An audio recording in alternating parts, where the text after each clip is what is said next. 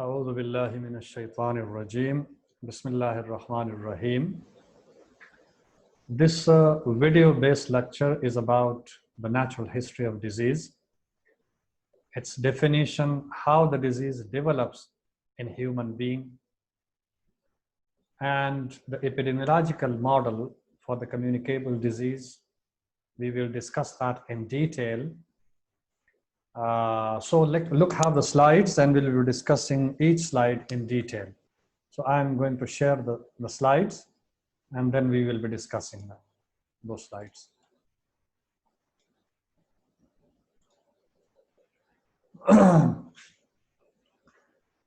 So natural history of disease, and this lecture is for undergrad students. The master's student can also watch this video and can understand the concepts, but it is more likely for the undergrad students.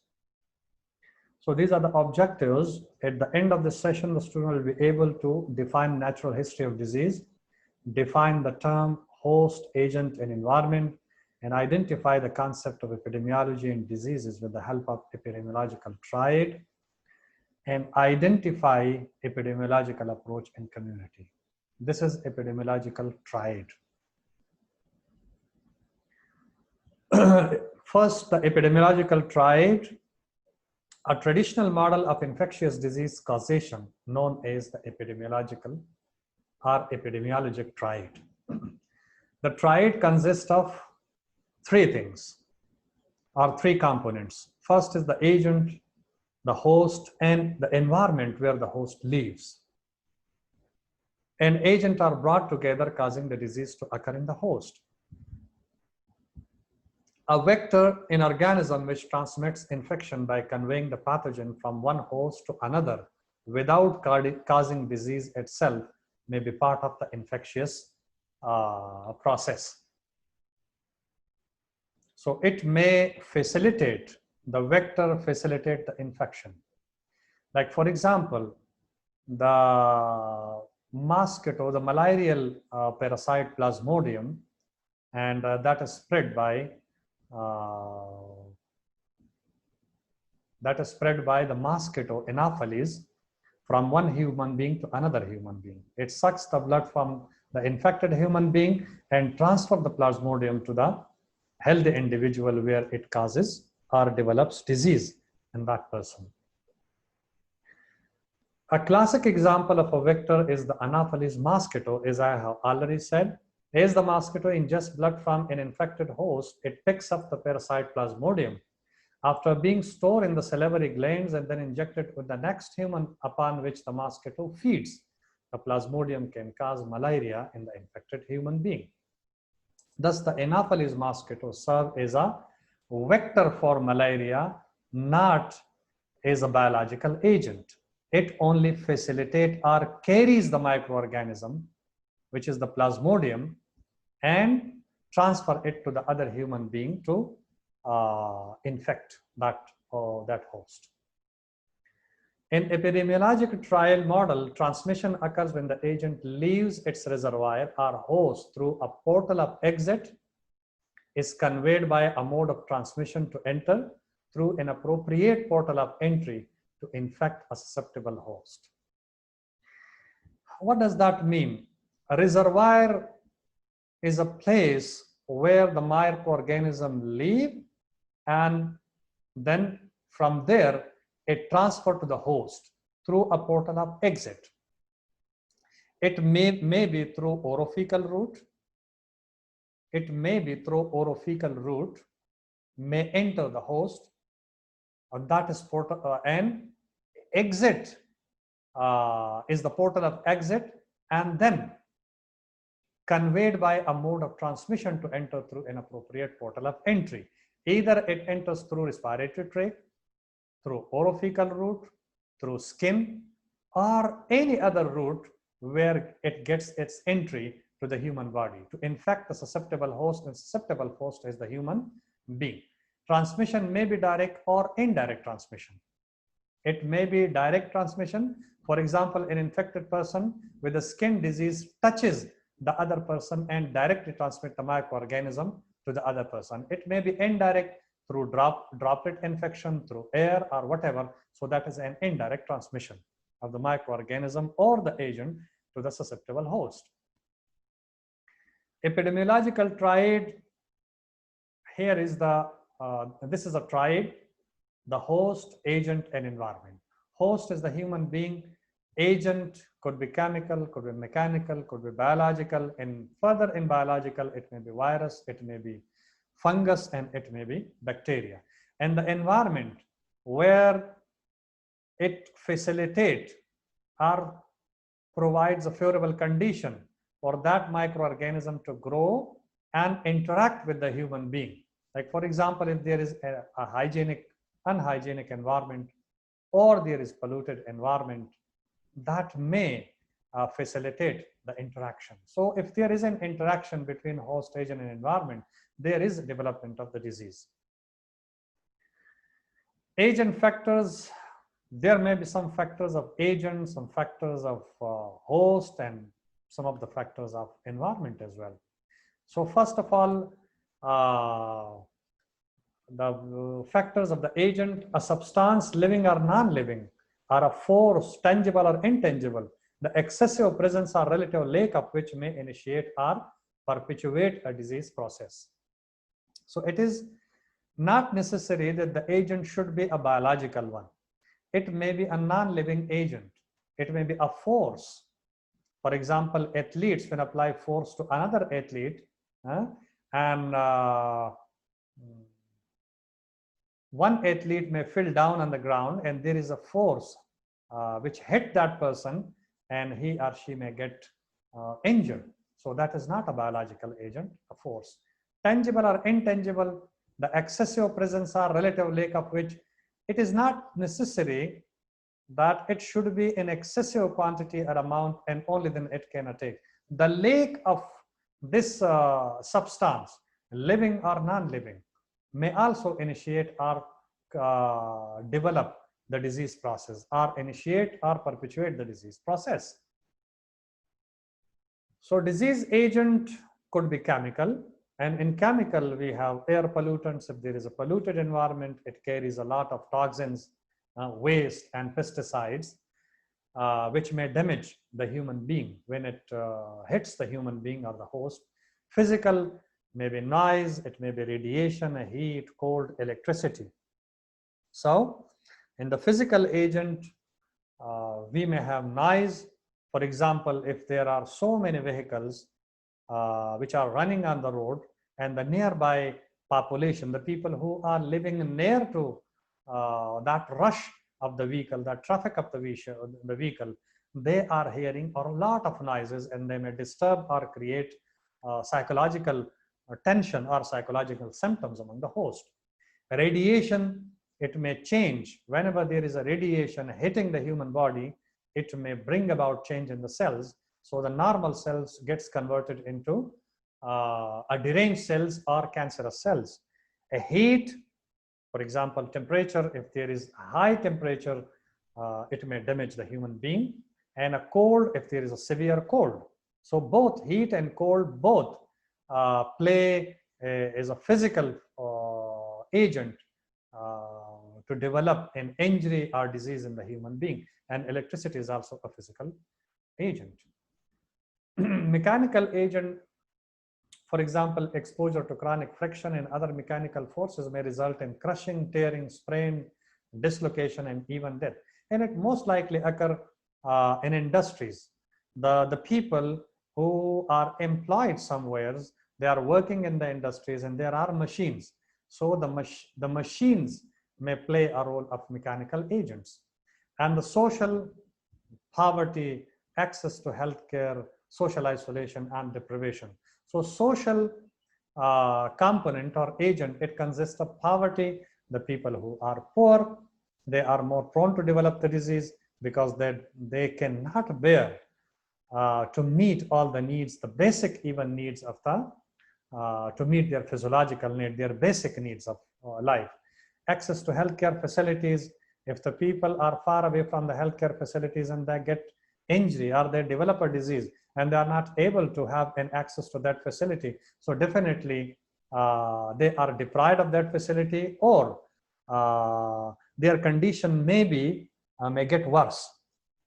Social isolation, those people who are socially isolated, that is another, like for example, if the people are with psychological symptom and they are kept isolated and they are not meeting with the people, there are further worsening of their condition occur. And deprivation, deprived of basic needs, if they are not, if there is no justice and they are deprived of their rights, so they are more prone then to develop. So social agent, that is very, very important. It plays a very important role in the development and prevention of disease. If there is a social isolation, most of the diseases, most specifically the psychological diseases, they don't take place among that population when they are socially healthy. And those people who are socially isolated may definitely prone to develop those diseases which are not prevail in the common people or healthy people. Biological agents, these are living agents of disease, viruses, fungi, bacteria, and protozoan. And the biological properties such as infectivity, so this is the ability of infectious agent to invade and multiply in a host. So biological agent may be viruses, it may be fungi, it may be protozoan or bacteria.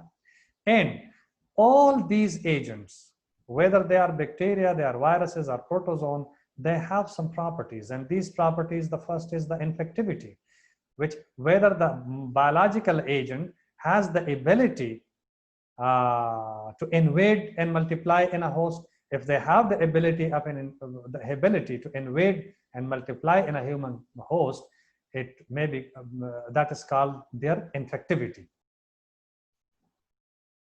Pathogenicity, this is the ability to induce clinically apparent illness. Pathogenicity is the ability to induce clinically apparent illness, mean the signs symptoms of appear when. And virulence, the proportion of clinical cases resulting in severe clinical manifestation. It is not necessary that those people who have sign and symptom, mild sign and symptom, and they get worse with the passage of time, it is not necessary. But if the microorganism have the ability of virulence, that they take the host towards the worst condition. So basically it is the proportion of clinical cases. Those individuals who have developed the disease, already they have the pathology that result in severe clinical manifestation. So it is a virulence. Host, living things, usually humans or animals, which are exposed to and harbor a disease. Host is basically the living things, usually the human beings we are talking about are animals who are exposed to harbor a disease. The human host is referred to as a soil and the disease agent is a seed. When there is a fertile soil, the seed will grow. In some situation, host factors play a major role in determining the outcome of an individual exposure to infection, for example, tuberculosis. So human characteristics are also very necessary. If the human beings are strong enough, they have got strong immunity, then they are less prone to develop the disease.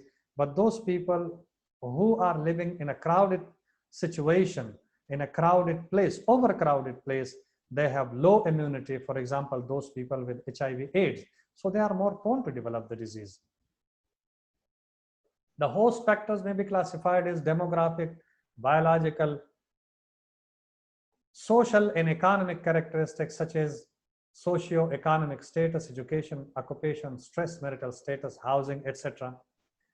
And the lifestyle factors such as personality traits, living habits, nutrition, physical exercise, use of alcohol, drugs, and smoking, behavioral patterns. So lifestyle also plays an important role. A person with split personality or type A personality is more prone to develop certain type of diseases, for example, diabetes, mellitus, hypertension, and other psychological symptoms. And a person with type B personality who is cool-minded are somehow not much prone to develop these diseases, as I have already mentioned. living habits, how do they live, nutrition, what type of nutrition they take, and whether they do the physical exercise or not, and whether they use some kind of drugs, alcohol or drugs or not. If they are using, they are more prone. If they do not use, they are living healthy lifestyle. And the behavioral pattern, whether they have healthy behavior or they have unhealthy behavior. For all these factors plays an important role in the development of the disease. Environmental factors, so the third one in the epidemiological triad is the environmental factors. And environmental factor, the environment should have some certain type of characteristics or factors which may contribute or facilitate the development of the disease. For human being, the environment is not limited to, it is not limited as it normally is for plants and animals to a set of climate factors.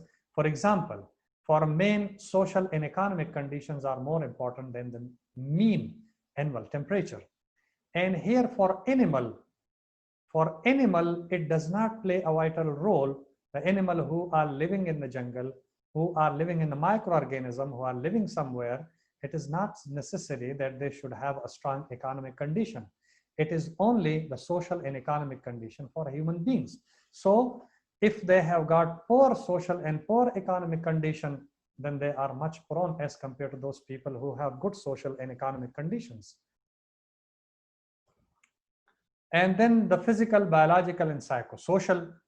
The physical environment, the environment then further divided into three components: the physical environment, the biological, and the psychosocial environment. The physical environment, the term physical environment is applied to non-living things and physical factors, for example, air, water, soil, housing, climate, geographically, heat, geography, heat, light, noise, debris, the dirt, and the radiation. So all these come in physical environment. They are not biological or psychosocial. These are physical environment, and definitely a major component of the environment in the epidemiological triad. The biological environment, the biological is the universe of living things which surrounds man, including man himself. The living things are the viruses and other microbial agents, insects, rodents, mouses, animals, and plants, etc. For example, fungi. Psychosocial environment, those factors affecting personal health, healthcare, and community well-being that stem from the psychosocial makeup of individuals and the structure and functions of social groups. So that is basically the psychosocial, the social environment. The person living with other human being, they must have a strong cohesion, a relationship, so that they can live healthy life. So that is a most important component of the environment, which is the psychosocial environment.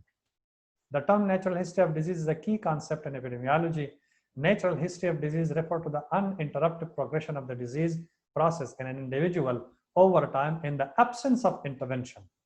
Means it is an uninterrupted progression of the disease until and unless the individual take an intervention to interrupt, to take remedies, to consult a doctor, to go to the healthcare facilities, and the stage where it should be blocked, it should be controlled. If the human being does so, then there is no progression of the disease. But in the absence of intervention, it may go towards worsening condition. Knowledge of the natural history of disease is important for disease prevention and control. So the natural history of disease, why it is important? If you know the natural history of disease, if you know the stages of the natural history of disease, you can take an intervention and you can control this disease by doing certain kind of intervention. Natural history of disease, again, after contact with an infectious agent or following some other physiopathologic event, there is a theoretical point at which the disease process may begin. Without medical intervention, the process ends with either recovery. If you consult a doctor, or you take remedies, or you utilize the available health care facilities, you go for test, and then you are doing some kind of intervention. So you may block, you may control the disease. And if you do certain kind of intervention, you will go towards recovery.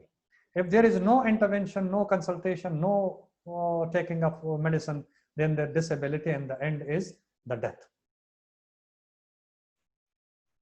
So this is what the natural history of disease is. First, there is an exposure of either biological or chemical or physical agent or physical factor, and then it attacks the host.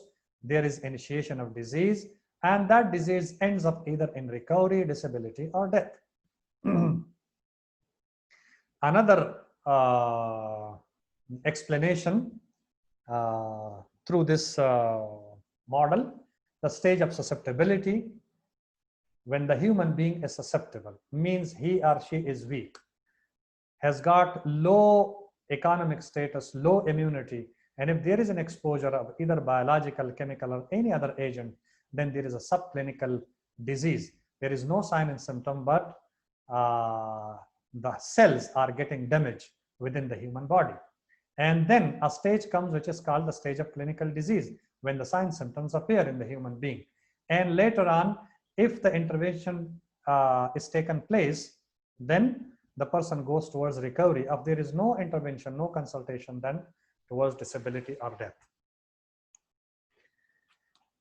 The disease process begins with the appropriate exposure to or accumulation of factors sufficient for the disease process to begin in a susceptible host.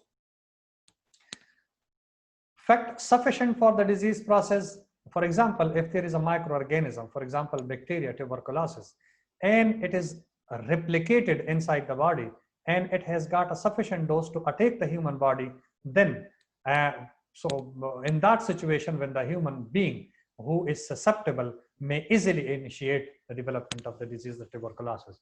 For an infectious disease, the exposure is a microorganism. For cancer, the exposure may be a factor that should initiate the process, such as asbestos, fibers, or components in tobacco smoke for lung cancer. So the agent is not necessary to be a biological one. It may be a physical, and it may be a psychosocial or psychosocial agent. Subclinical disease, after the disease process has begun, has been triggered, has been initiated, changes in the dose has been completed, and they have attacked on the host. So there are changes occur without the individual being aware of them. Means there is no sign and symptom. Sign and symptoms are not apparently seen in the human being, in the susceptible host. But there is a process going on where the human cells are being damaged. This stage of subclinical disease, extending from the time of exposure to onset of disease symptom, is usually called the incubation period for infectious disease.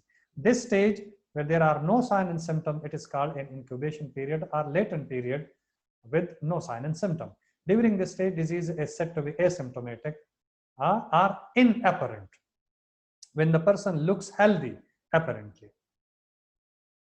Although disease is not apparent during the incubation period, some pathological changes may be detectable with laboratory, radiographic, or other screening methods. If the disease is not apparent, there may be a screening test to detect this disease. Through radiography, through laboratory, or other screening tests are available where they can detect the disease at this stage, at this very stage. Most screening programs attempt to identify the disease process during this phase of its natural history. Since intervention at this early stage is likely to be more effective than treatment given after the disease has progressed and become symptomatic. Here, if you identify, detect the disease, then it is easy to control that disease. And when it progresses further, it goes towards worsening condition, then it is difficult to be controlled, although it will take a longer time than the previous one. Clinical disease, the onset of symptom marks the transition from clinical to subclinical disease. Here, the sign symptom appear. From the latent period to the clinical, apparently clinical, the sign symptoms are appeared. Most diagnoses are made during this stage of clinical disease. In subclinical disease, the person is not aware, so he or she is not taking consultation from any doctor or physician. But whenever there is an appearance of sign and symptom, they will straight away If they have the knowledge, they will straight away go to the hospital or healthcare facility and they will take consultation. Ultimately, the disease process ends either in recovery, disability, or death. It depends upon the person's knowledge and the severity of the disease. If they consult, they can control. If there is no intervention, then either it may go towards disability or at the end towards death. The natural history of disease in a patient. Preclinical phase is from here to here, and then the clinical phase is from here to here. And these are, these stands for APS. What does that stand for? A is the biological onset of disease at this very stage. P is the pathological evidence of the disease if sought. The pathological evidence mean the latent period, the incubation period, and the sign and symptom of the disease. Here the sign symptom appear, which is called the clinical disease. And then here is the medical care sought. Here you have to take consultation. You have to do certain kind of intervention to avoid the disability and death. And the D, the diagnosis. If you have sign and symptom, you will go to the hospital. Then they will suggest some kind of test to be performed. And later on, if you are positive for that particular disease, then they will prescribe the medicine and you have to take the medicine.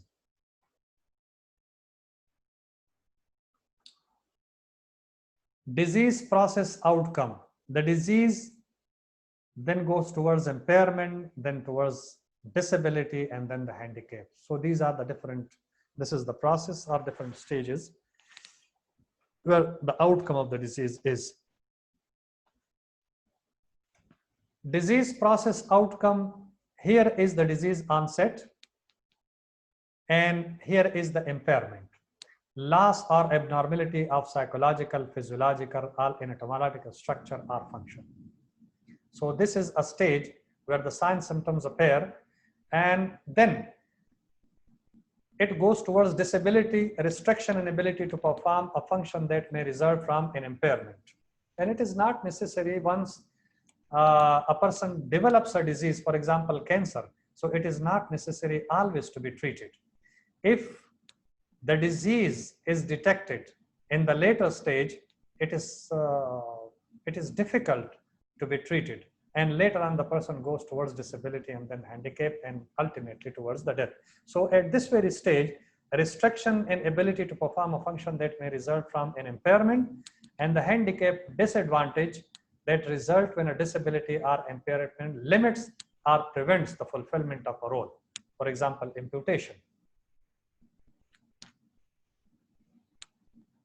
So the etiological phase, the social and environmental determinants, where the person lives, the living environment, how is the living environment, whether it is appropriate for the person to live or not, the community circumstances where the services are available or not, etc. And the condition in society, economic stability, whether people are rich or they are very poor, whether they can afford or they cannot afford. And here is the risk and protective factors.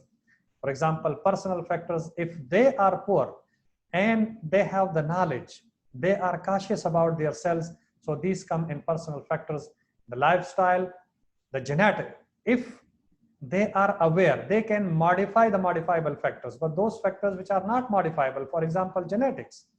So genetics cannot be modified, but education, here is the education in occupation and social supports. These are modifiable factors. And these are the risk or protective factors. Genetic is the risk factors.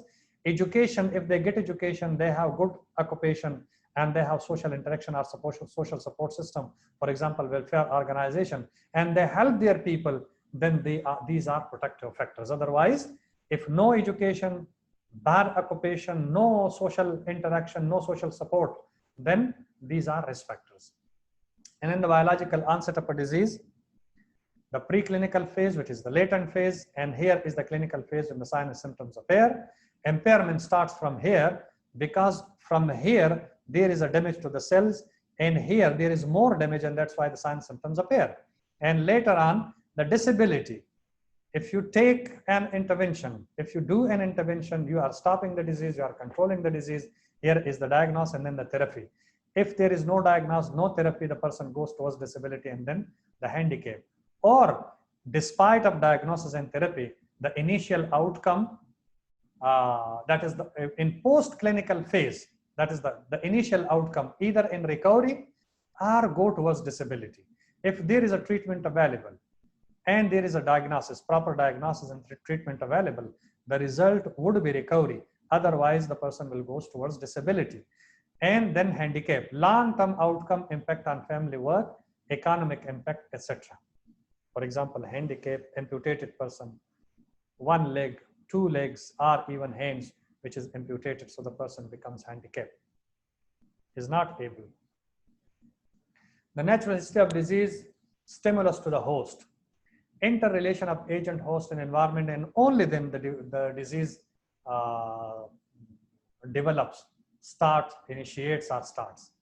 Host reaction, latent period, pre-symptomatic, and then some symptomatic period, which is the clinical phase, and there is a recovery with or without defects or disability.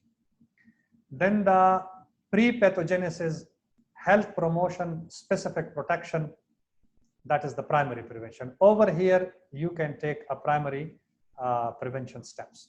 Early diagnosis and prompt treatment, if the disease appear in the person, in the latent period, you can go for secondary prevention, where the early detection and treatment starts to control the disease.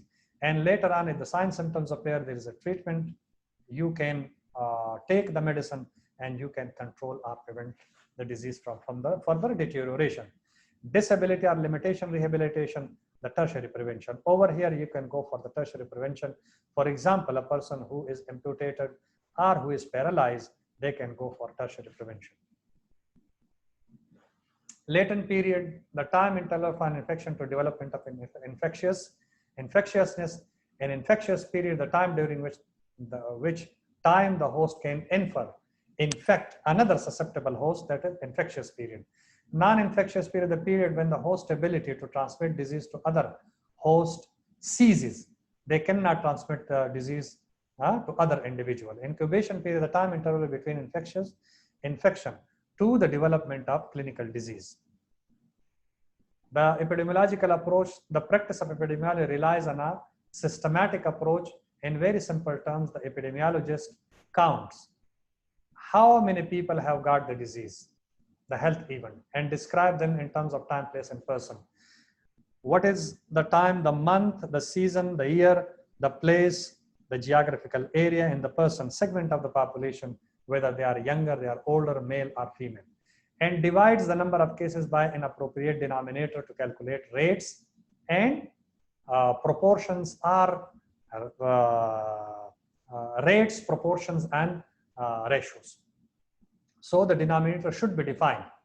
Compare these rates over time or for different groups of people. One group can be compared with the other group, and the previous year can be compared to the next year or the previous to previous year. So over time, from one time to another time, it can be compared, and from one group to another group, it can be compared. So that is a comparison of the cases. Before counting cases, however, the epidemiologist must decide what a case is. This is done by developing a case definition. Then using this case definition, the epidemiologist finds and collects information about the case patients. The epidemiologist then performs descriptive epidemiology by characterizing the cases collectively according to time, place, and person. So he has to describe the cases. To calculate the disease rate, the epidemiologist divides the number of cases by the size of the population. And finally, to determine whether this rate is greater than the one would normally expect, and if so, to identify factors contributing to this disease, the epidemiologist compares the rate from this population to the rate in an appropriate comparison group using analytical epidemiology techniques, where the hypothesis is testing. First, in the descriptive epidemiology, the hypotheses are formulated, and in the analytical epidemiology, the hypotheses are tested for any association or relationship. Before counting cases, the epidemiologist must decide what to count. What to count, that is, what to call a case definition. For that, the epidemiologist uses a case definition. A case definition is a set of standard criteria for classifying whether a person has a particular disease, syndrome, or other health condition. Some case definition, particularly those used for national surveillance, has been developed and adopted as natural standard that ensures the comparability. An expert person is needed. An epidemiologist should be an expert person to go into the population and identify or detect the cases by looking at the case and the criteria, whether it fulfills the criteria or it does not fulfill the criteria. So the case definition is necessary on the basis of some criteria or standards. A case definition consists of clinical criteria and sometimes limitation on time, place, and person. The clinical criteria usually include confirmatory laboratory test, if available, or combination of symptom subjective complaints. So the case can be defined on the basis of sign and symptom and the subjective feeling of a person. And further, it may be confirmed through laboratory test.